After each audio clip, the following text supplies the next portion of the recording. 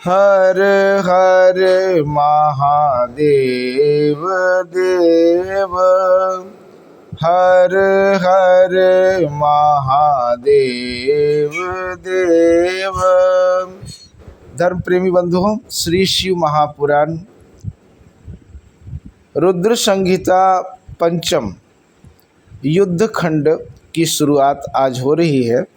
इसके प्रथम अध्याय में आप सब सुनेंगे तारकासुर के पुत्र तारकाक्ष विद्युन्माली और कमलाक्ष की तपस्या से प्रसन्न ब्रह्मा द्वारा उन्हें वर की प्राप्ति, तीनों पुरों की शोभा का वर्णन।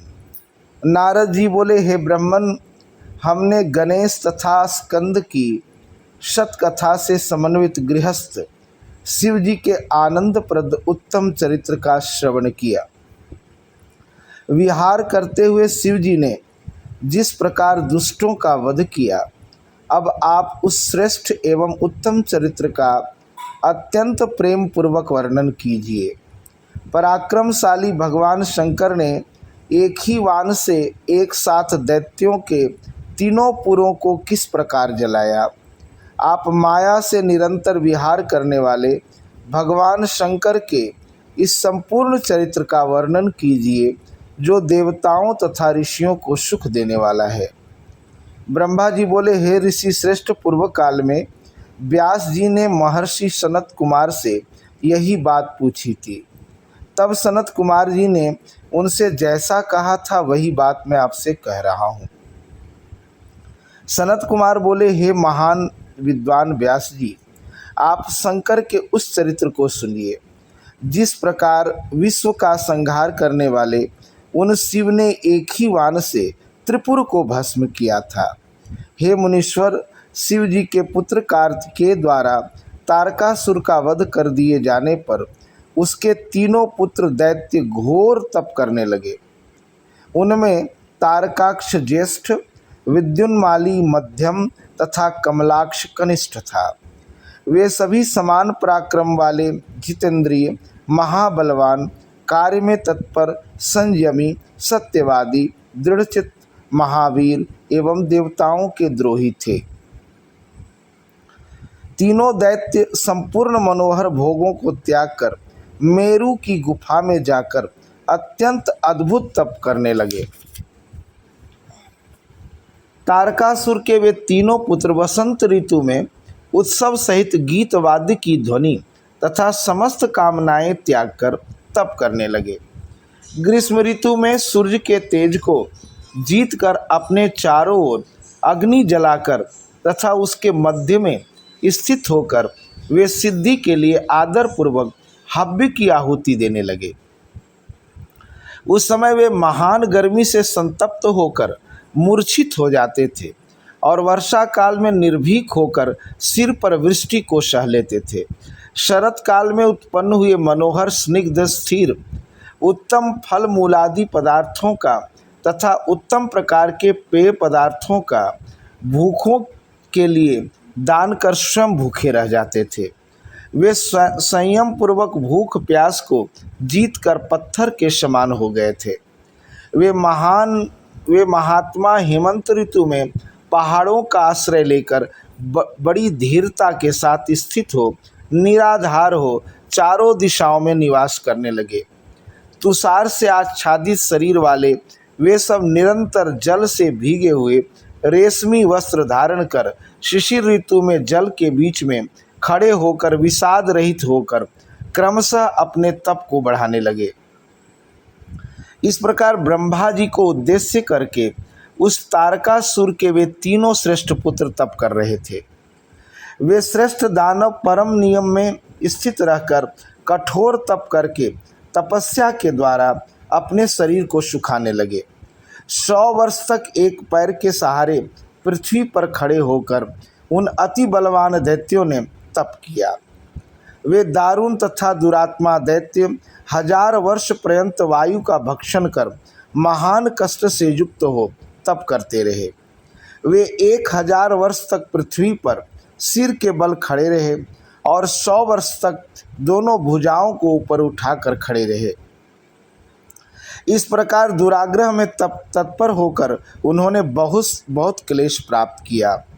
वे दैत्य आलस्य को छोड़कर दिन रात तप करने लगे।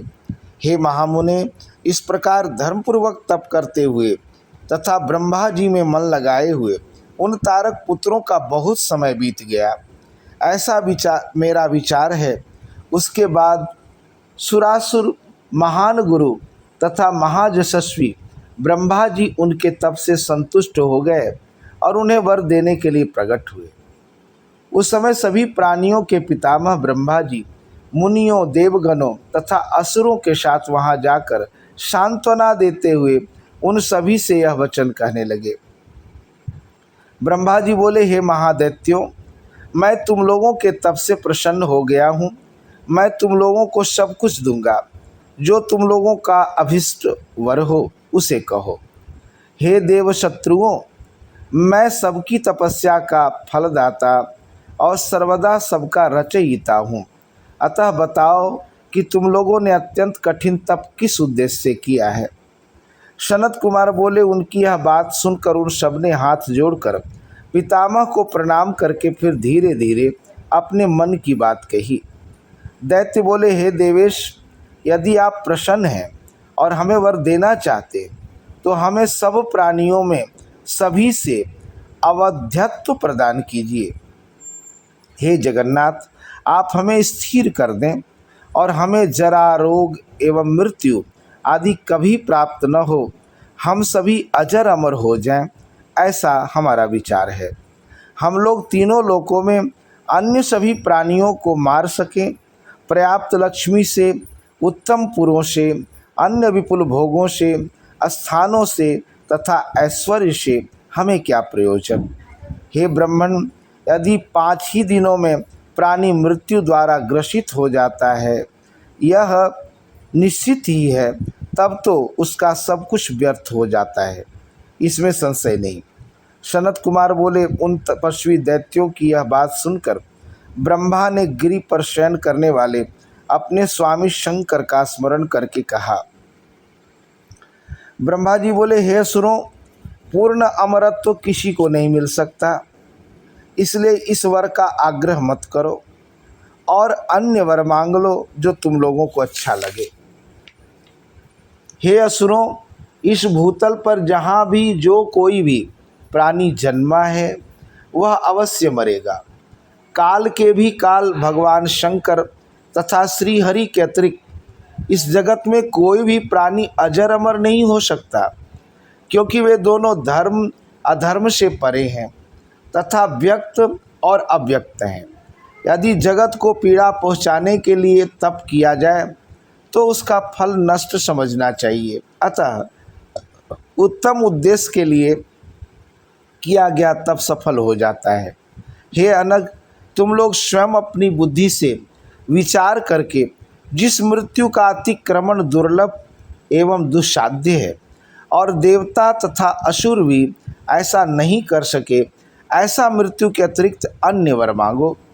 तुम लोग सत्व गुण का आश्रय लेकर अपने मरण का हेतुभूत कोई वर मांगो तथा उस हेतु से अपनी अपनी रक्षा का उपाय अलग अलग रूप से करो, जिससे तुम्हारी मृत्यु न हो।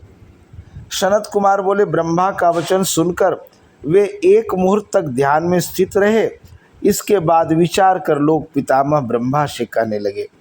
दैत्य बोले, हे भगवान, हम लोग यद्यपि पराक्रमशील हैं, किंतु हमारे पास कोई ऐसा स्थान नहीं जिसमें शत्रु प्रवेश न कर सके और वहाँ हम सुख से निवास कर सकें।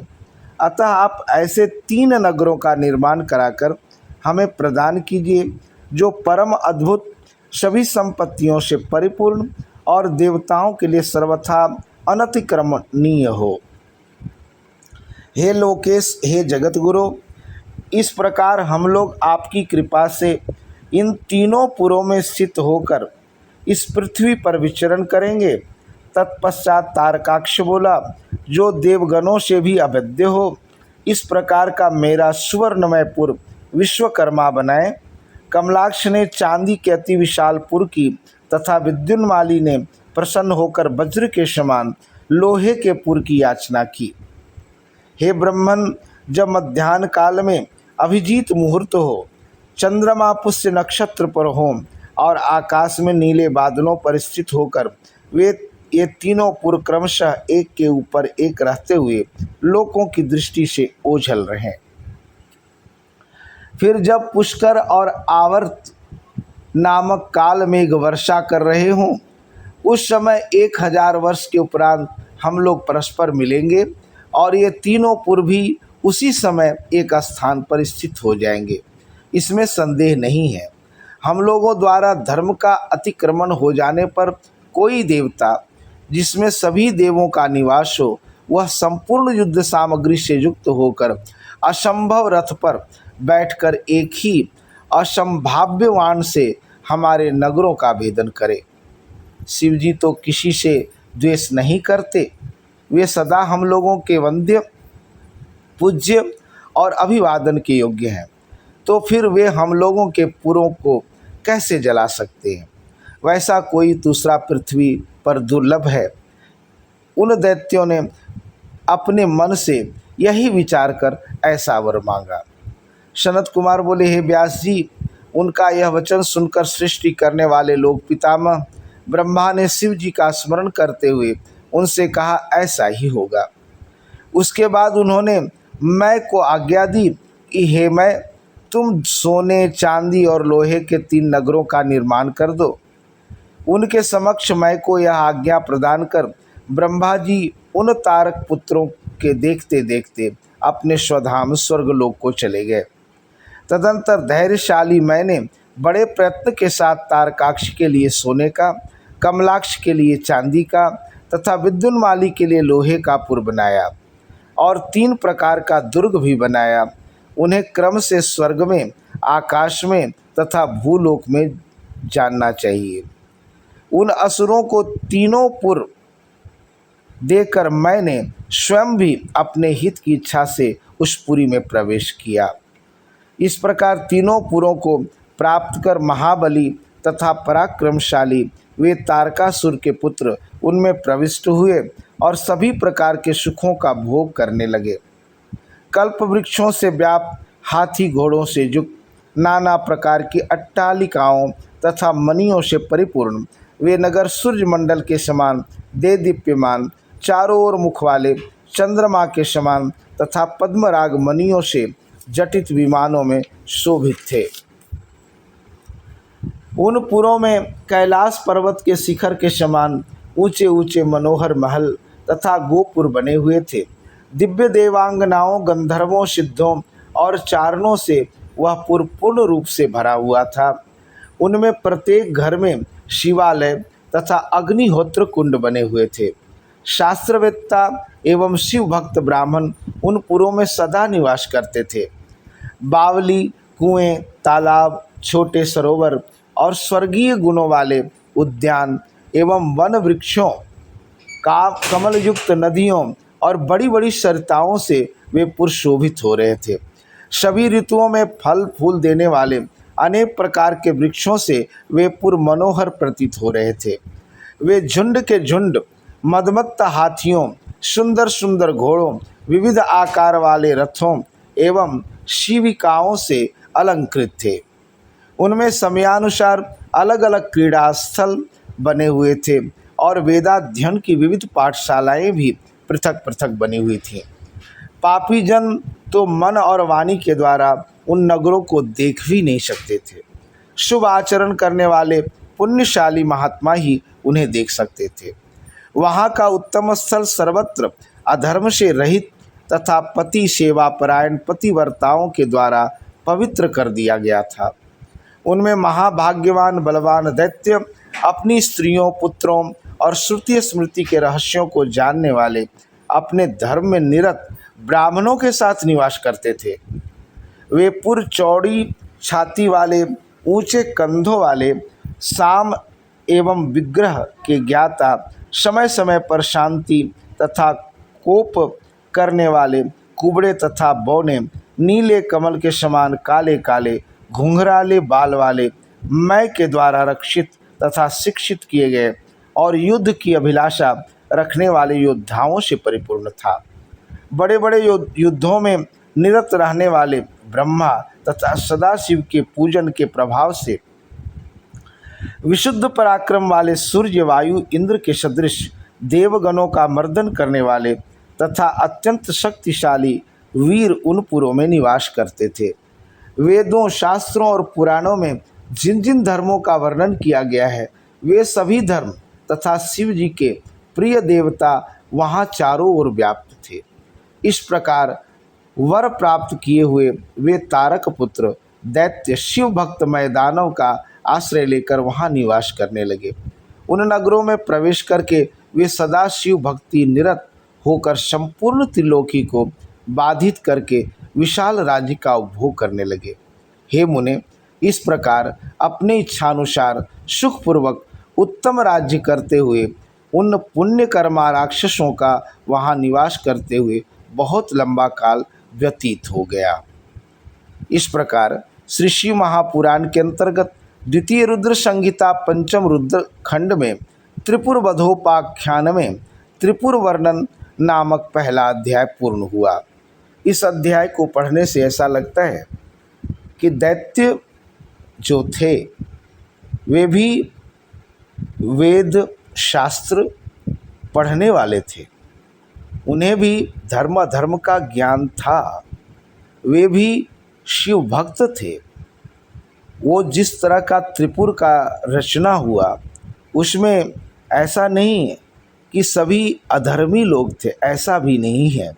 और जो वर्णन त्रिपुर का किया गया है उस वर्णन को देखकर ऐसा लगता है कि उसमें भी अच्छे अच्छे ज्ञानी, ज्ञान धर्मों को जानने वाले लोग निवास करते थे।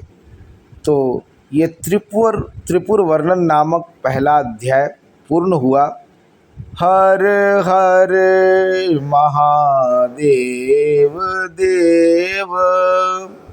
आज पहला अध्याय और कल द्वितीय अध्याय में आप सब सुनेंगे तारक पुत्रों से पीड़ित देवताओं का ब्रह्मा जी के पास जाना और उनके परामर्श के अनुसार असुर वध के लिए भगवान शंकर की स्तुति करना।